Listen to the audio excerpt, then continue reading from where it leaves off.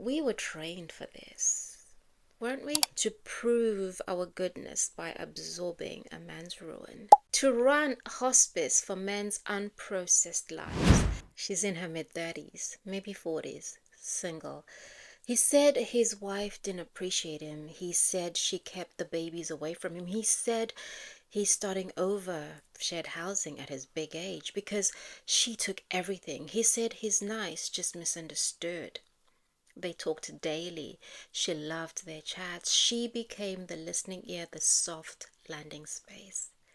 A friend saw his photo and recoiled, ashy, rail thin, grief in his eyes.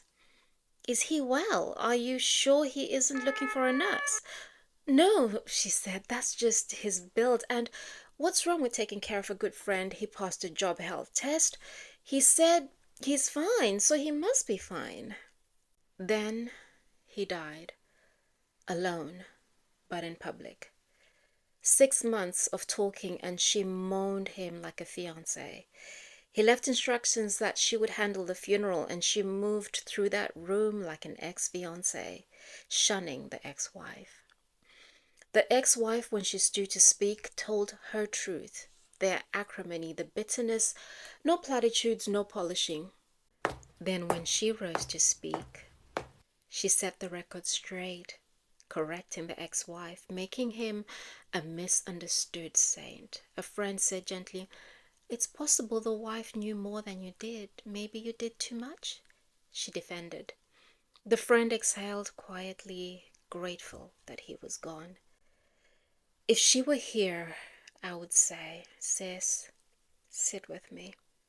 I know why you stepped in, because underneath the kindness was a deep hunger to be the one who finally saw him, to be different than the ex-wife he villainized, to be chosen by being needed, to be chosen by being needed." Caretaking is not a covenant. Being needed is not the same as being known. Administrative intimacy, handling life affairs, funerals, that's not emotional intimacy. Grief does not equal proof. Where did your body whisper before your mouth defended? Was it the tightness in your chest when he said she took everything? Was it your belly clench when he cast himself as the victim and her the villain? Was it the heaviness when he asked you to be in charge of what his family should hold?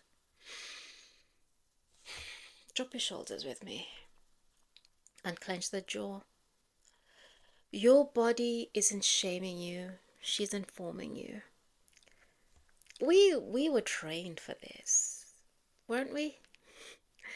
To run hospice for men's unprocessed lives, to prove our goodness by absorbing a man's ruin, to confuse mercy with erasure of ourselves and other women's truths. But compassion without boundaries is a costume for abandonment. And nursing a man is not the same as being cherished by him. Ask yourself, what did I ignore so I could keep the story where I was the exception? What titles did I borrow? Widow, wife, sole confidant, so I could feel secure, special? What did it cost me to defend him against a woman who held the history? And what would it look like to grieve him honestly without revising the truth to make my role make sense? You don't have to earn love by becoming indispensable. You don't have to borrow grief to feel chosen. You don't have to compete with another woman's history to have a future. Say it with me in your chest. Caretaking does not equal a covenant.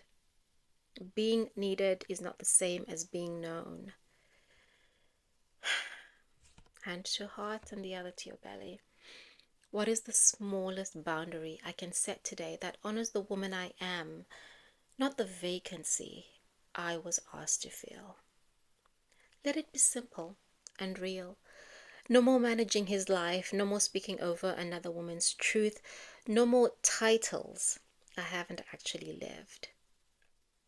You weren't foolish. You were hungry. And hunger makes anything look like a home. Grieve what was never meant to be carried. Return the titles that aren't yours. Keep the lesson. Your worth isn't minted by how much caretaking you can give. Your future doesn't belong to the story you had to invent to feel safe. Worthiness is a gift you give yourself so you can fly, not the ribbon that ties you to forgiveness without restoration. If this resonates, come sit with me in the Unbound Emotions, where we don't just name these truths, we embody them.